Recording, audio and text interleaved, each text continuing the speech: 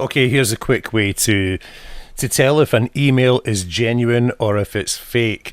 Now, I've got two emails open here. One is a fake Amazon in this particular case. It might be from PayPal. It might be from anybody.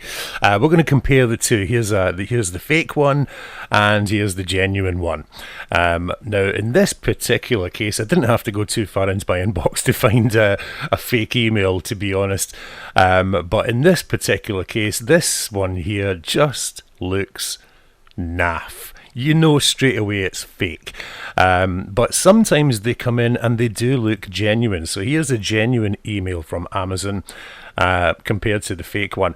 But sometimes they do look genuine. So a quick way to test whether it's a genuine or fake email. In this particular case here, we'll see that they're telling me that my account will be suspended on this particular date unless I click here to verify my account. Come on.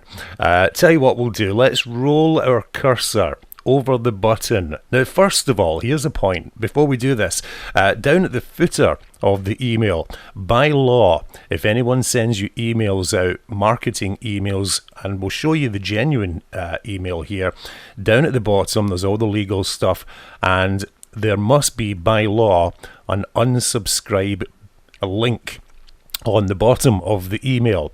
In the fake one here, we don't have that. There's nothing to click on the bottom. It's fake, and it looks naff in this case, but sometimes they do look genuine.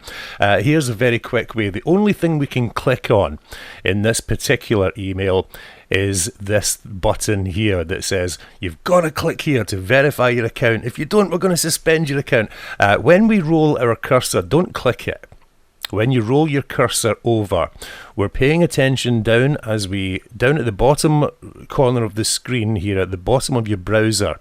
That's where we're paying attention to, because that is showing us, if I do that on and off, that's showing us, as I roll my cursor over the thing, that's showing us which page it's going to land on. I'll tell you what we'll do. Let's have a look at this page that they want me to go onto and put my details in. I'm going to copy that address. I'm actually going to use another web browser for having a look at this. I'll use in this case a browser called Brave. So let's paste that in and see where it lands us. Oh, surprise, deceptive site. So in this particular case, this email must have come in a couple of days ago, so they're already all over this. The security people, they've recognized, the servers have recognized that it's a fake, and it will most likely install a virus or steal your information or something. So in this case, the protection is there. Of course, I could click details and continue. Visit the safe site anyway, shall we? Let's click on it. No, it's not letting us do that. But we don't advise that you do this. We've got to underline this. Let's have a look. When we roll the cursor over the link, let's have a look at the difference. So we're going to take a look at the URL, the link, and explain the difference as quickly as we can. Let's do that. Okay, so we've zoomed in, and I've taken a snippet cutting of when we rolled our cursor over the fake link button, and it showed us the URL. We can see that in this case, the domain name, the domain that's going to take us to is mainketish.com / blah blah blah. Let's compare the fake and the genuine. Now we can see here in this particular case, it's fairly obvious that it's not taking us anywhere near Amazon, and it's nothing to do with Amazon. But sometimes it can be quite deceptive. The URL itself can be disguised, and we're going to try and explain very quickly. We're going to try and give you a sort of understanding of top-level domains and URL links, the bit you've got to look for. So in this example here on the screen, what I've done, I've just made a mock one at the bottom just to try and point out which part of the URL, as you roll your cursor over the link, which part is the actual site that you're going to land on. So I'm using PowerPoint here because it allows me to highlight the bit here. Now, the top level domain is the .com or the .co.uk or whatever it is, before we go into / this part here. Now, the word that comes directly before the top level domain is the website that it's going to land us on.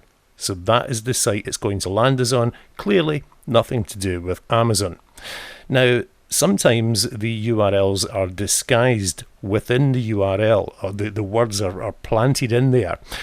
We've seen recently there was a scam going around. Recently they were using free web hosting like services like Weebly and these things, and they were planting the word PayPal or Amazon into the URL as a subdomain. This part here. This is a subdomain. It's nothing to do with the website you're going to land on. It's the bit directly before the top level domain. So the top level domain is the .co.uk. If it says .su, that's Soviet Union, which is no longer a valid domain, and it's popular with the scammers, so do avoid that if it says .su. Just a quick pointer there. But this part here, this is the website. The bit before it, the bit after it, no matter what it says, is of no importance. It's the bit, the top level domain is the .com or the .whatever, and the bit before it, just directly before it, is the URL, the actual website. Anything before that, anything after it is of no importance. So that is how to spot a URL and a kind of basic understanding of which part of the URL is going to take you to a particular site. Of course, if you recognize any scam emails from, in this particular video, we've highlighted a scam email from pretending to be from Amazon. So we should point out, of course, if you receive any scam emails or anything that you suspect to be a scam from Amazon, then what to do is open the email. Don't click on any buttons within it or any links as I did earlier.